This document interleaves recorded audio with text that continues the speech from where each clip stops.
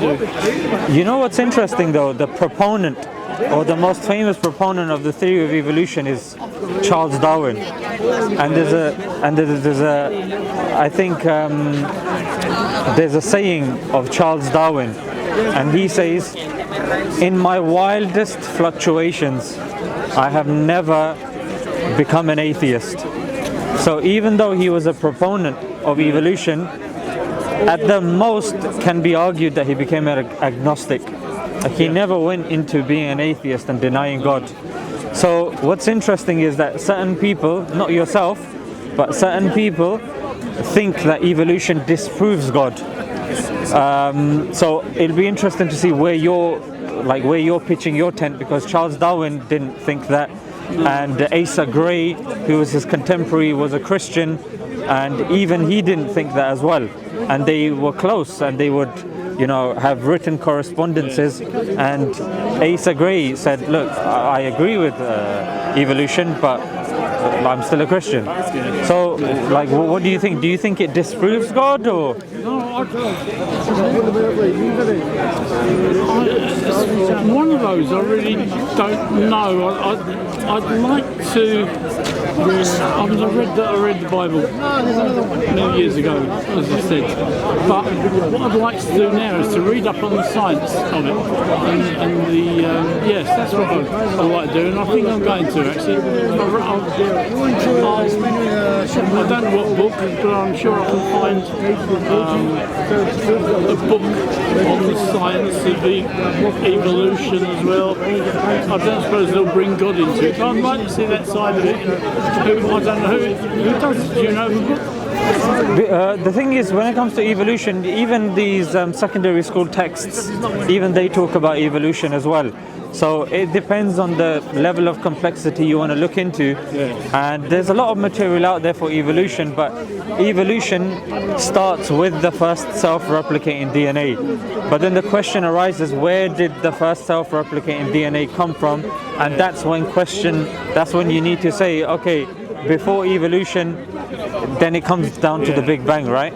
What about if we find plant life, animals on another planet? Would you say that's God that's done that on a different planet somewhere up in the sky or somewhere? So typically, I think there's a theory, I've forgotten, it's like a really Panspermia, I think that's what they call it, called seeding life on Earth.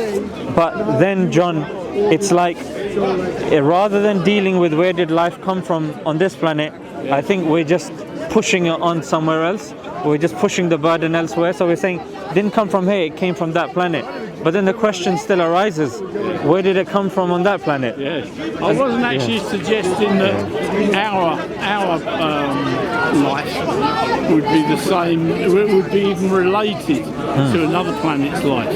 Just too far away, and I don't think the dust particles with these little seeds in or little sperms are going to get here or go there. So I'm thinking, well, is it just another planet that's evolving its life, or is there a God that's interested in another planet, maybe to take us to in years to come when we bugger this one up? I think the reason why we don't accept that is because our definition of God is, if you look in, I think chapter 1, like Surah Ikhlas, it's like the third chapter from the end of the Quran. It's only like 3 lines, and that's our definition of God. Say He is God the One, so we believe that there's no multiplicity of gods. He's independent. He does not beget, nor is He begotten, and there's none like Him. So what we say is that even if there is another life on another planet, if that life is dependent, it can't be God, because God by definition is an entity that is independent. I'll give you an example. So would it be another God? So I'll give you an example. So our definition would be like this. It is a bit of philosophy I'll delve into, Western philosophy.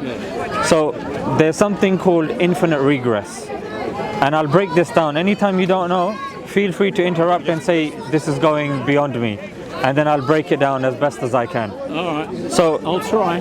yeah, and I'll try to keep it as engaging as possible. So we are dependent. Yeah, we're dependent on food, we're dependent on water, we're dependent on electricity, we're dependent on other human beings. That thing that we are dependent upon is also dependent. Yeah, like you're dependent on your mother, she's dependent on your grandmother, she's dependent on your great grandmother, the great. So it goes on. So our argument is there's two options now. Either things go on for infinity, which it looks like. Or there has to be an end to that chain. Can't see that though. Can you? I mean, just. I'll tell you which of the two. You're not going to fall off the end, you know, like they used to believe the Earth. You know, you get to the end and you fall off. You just can't do that. Interesting. Yeah. So you're going with the infinite regress, yeah? Yes. Which means that possibly there is an infinite that exists. So let's explore that. So number one. Is there such thing as infinity in the real world? Have you ever come across it? No, I don't think so. Well, I don't know. I'd have to think about that. Maybe some sort of life that carry on. Maybe cockroaches or something like that. So even cockroaches, they die when they don't receive sustenance. They die when they don't. Yep. Yeah, they die when they don't have oxygen, and they're not known to have infinite lifespans. For example, there was a time that they didn't exist. Like you said, two suns clashed, and then this happened. Or nothing existed then, life did it. So, I presume. So that's very good. So you believe that there was a beginning of sorts. So you don't believe in infinity? No, I still believe in infinity, but you know, those two planets crashing into each other or whatever, I think that's separate from that infinity. But I believe that we'll never see the end of what's up there. It can't just stop. There's no brick wall. So here's well, I'll push back a little bit, and I'll give you an analogy. If I was to throw my glove, and before I am to throw it, I need to seek your permission. Right. Then you have to seek his permission. He has to seek his permission, he has to seek his permission, and his permission, and his permission, and his permission. If it goes on for infinity, of course I won't ever get to throw the glove. No. Because the permission thing is infinite. For me, if I was to ever throw the glove, that means there is an end to that chain. That chain ended somewhere, and then the answer came back. Yes, you can. Yes. Just don't ask permission, just throw it. Exactly. But let's say, for the purpose of this analogy, if permission was the prerequisite. So similarly, for us to exist and be dependent, we're dependent on something else, we're dependent on something else, that's dependent on something else. If that's the case. Yeah. There has to be an end to that chain, otherwise we wouldn't exist. No, I just can't see it. I'll tell you why. It's like, for me, that is like, in a way, that's like if there's a God. Can't answer it, and can't see the end, and I can't see that there is any proof that there is a God.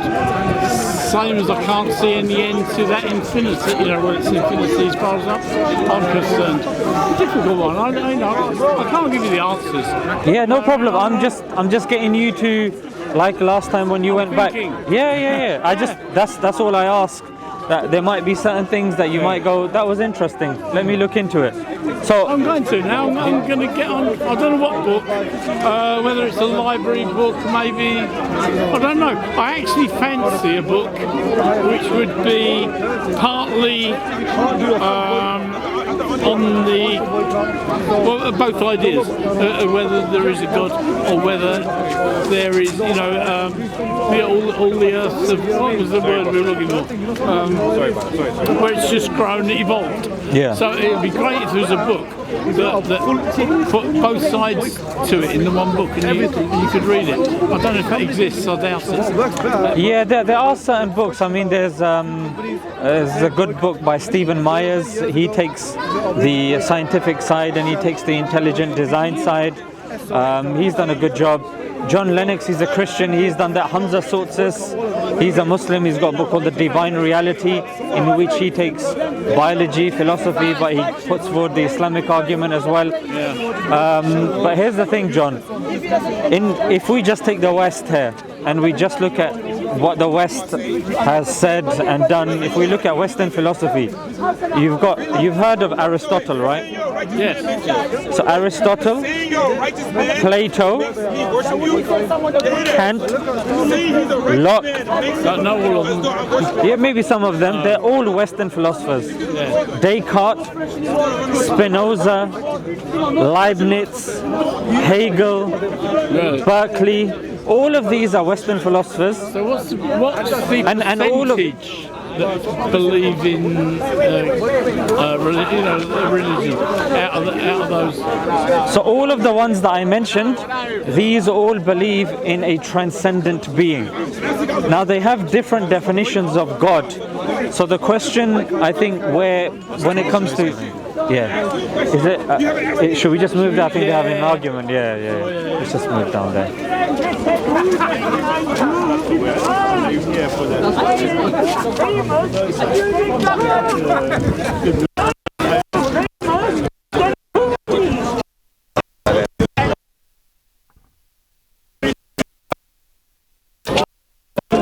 Yeah, I think let's face the crowd. I think there was.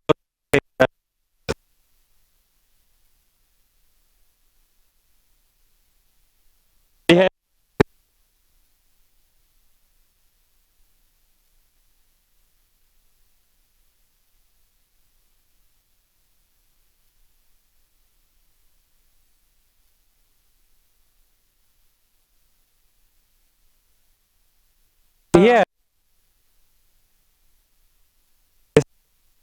Like, if the group been debated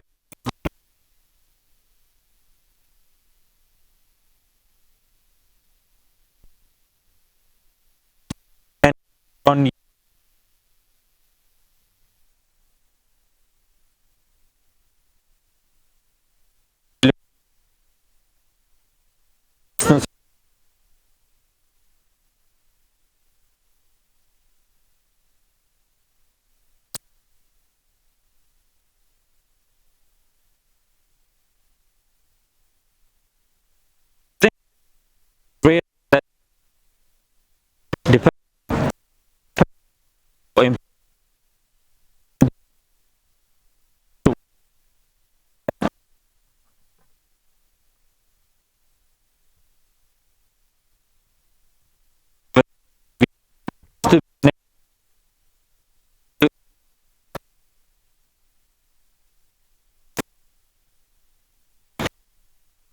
life. Thing infinite is something you only, it's that squiggle that you do on maybe a maths book or something like that. It should be impossible, shouldn't it? Infinity. It is. It hasn't been proved. No. And like you said, when it comes to God, we require proof. So I would also argue that when it comes to proponents or theories posited against God, that should always also require proof as well. So if someone posits an infinite universe or posits infinity, I would say that requires evidence, just like God requires evidence. And because it doesn't have evidence, I would say it shouldn't be part